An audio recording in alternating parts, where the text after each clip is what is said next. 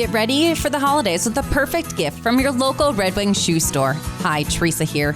Our durable, comfortable footwear makes the ideal gift for your loved ones.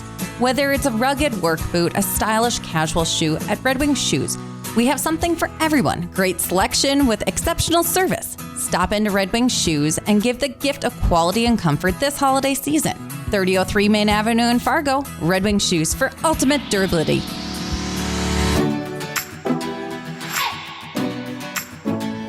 Good morning, everyone. Happy Tuesday, snow day, big weather event to talk about in just a moment. First, of course, we want to remind you that we're live on Facebook every weekday morning where you can get your latest news and weather headlines. It stays on your feed throughout the day, so you can watch it whenever it works best for you or listen to it as a podcast. Just go to inform.com/podcast and look for the Inform Minute. All right, whole lot going on with weather this morning. Where do you want to start? Messy. Pass the Tylenol. Just kidding. It's a headache of a system, though, because it's coming in with warmer air. So our temperatures are actually rising, which is giving us this threat for a rain, snow, freezing rain transition, and then really strong winds on top of all of that. Temperature today in Fargo forecast to be close to about 29 degrees. That's warm enough for things to fall as rain, but then down here at the surface, we're sitting just below freezing, and so that rain will freeze on to something colder like the road or your windshield or the sidewalk. So we'll have to watch for ice accumulation. I'm already getting reports of very icy roads in and around the Jamestown area. So this freezing rain is happening and it is creating an ice rink. Further out to the west, temperatures are above freezing. It's like 36 to 38 degrees in Linton this morning, and that's where they're seeing just rain, which will crust the snowpack and kind of settle things down. Meanwhile, further up to the north, you're looking at a high today in Grand Forks at about 23. That's cold enough to keep you as just snow.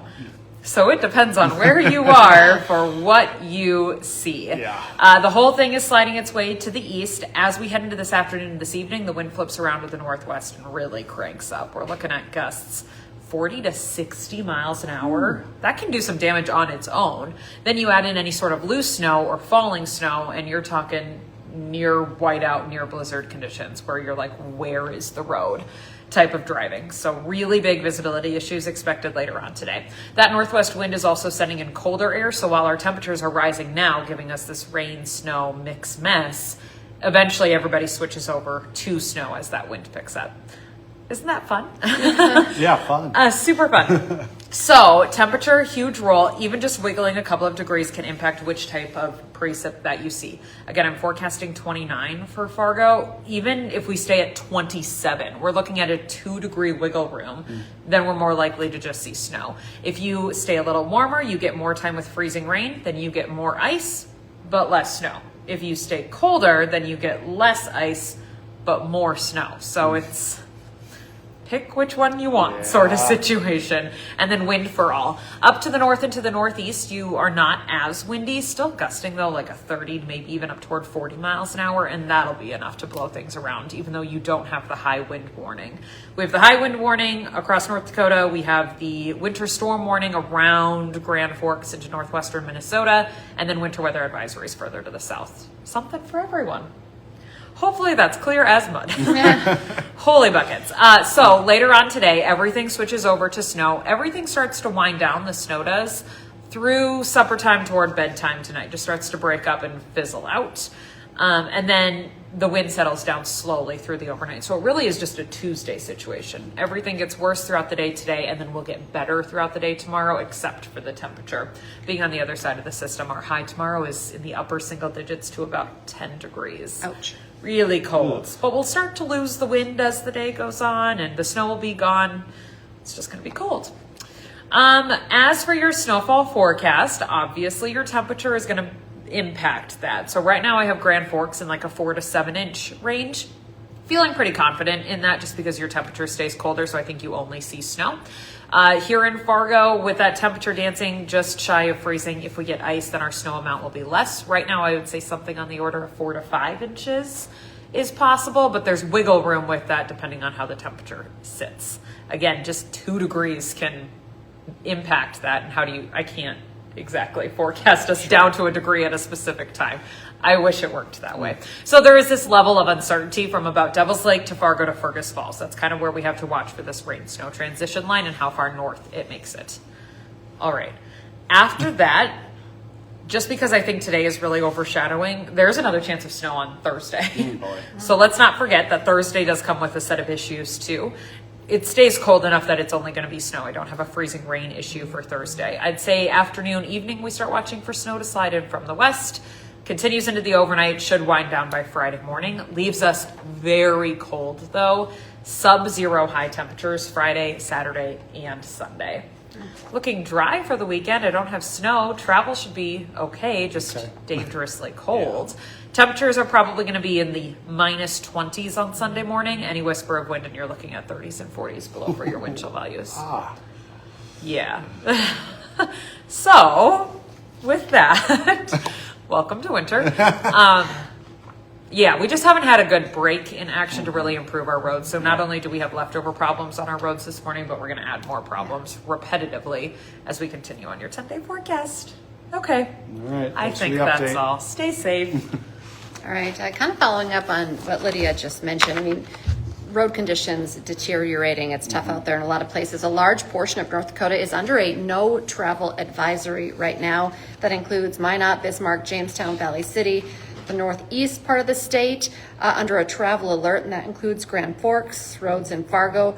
In Fargo, Moorhead are okay right now, but of course, we're going to keep a close eye on them, and you should too, because they are going to change throughout the day. Over in Minnesota, you'll be dealing with similar road conditions as the storm, of course, pushes from the west to the east as well. And in Grand Forks, UND has closed its campus for the day because of the incoming weather. The university posted on Facebook this morning saying it's closed because of the anticipated icy and windy winter conditions coming our way. Essential personnel are still being told to come into work, but everything else on campus will be canceled. University leaders say they'll send out an alert later on when they plan to reopen the campus. Classes at Grand Forks Public Schools and on the Grand Forks Air Force Base are also canceled today. Of course, we've been scrolling those cancellations and delays on air on WDAY, but you can go to inform.com, announcements at the top of the page, and you can see everything that's already been called in as well for delays.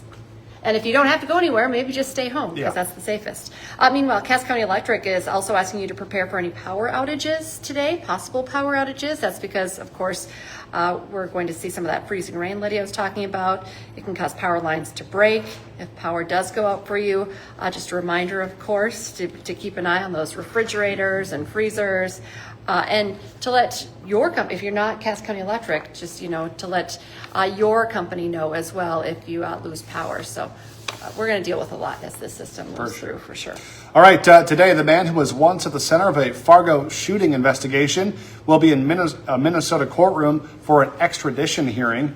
Last week, Fargo PD cleared 20-year-old Tyreek Jones of an August shooting in downtown Fargo.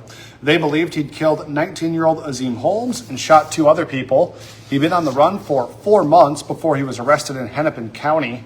Now, after interviewing him, police determined that Jones was not the shooter.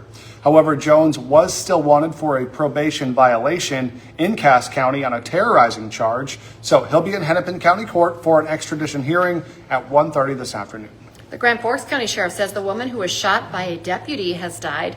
The sheriff says 47-year-old Alice Nesdahl called 911 several times Friday night, claiming she was holding a man hostage inside his apartment just off North Washington Street. Police used a drone to look into the apartment from the outside and say they saw Nesdahl with something in her hand and moving towards the victim. That's when officers kicked in the door and saw Nesdahl was about to hit the victim's neck with a knife. The officers and the hostage were not hurt. The deputy who fired the deadly shot is Cameron Bridger, who has 3 years of law enforcement experience. Today on Hot Mic with Don Izzo, fallout continues after NDSU's early exit from the FCS playoffs. Who could be targeted in the transfer portal and what it means for next season.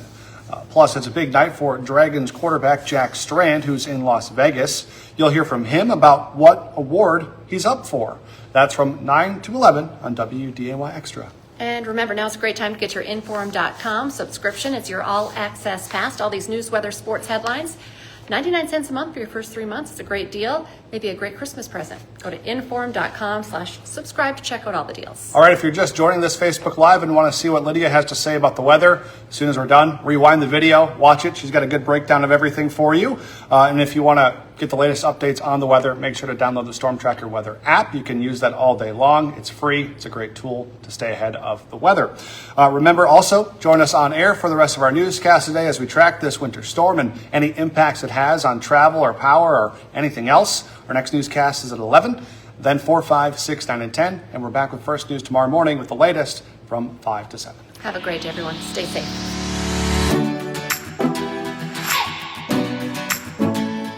This podcast is brought to you without paywalls, thanks to support from our digital subscribers. If you subscribe, thank you.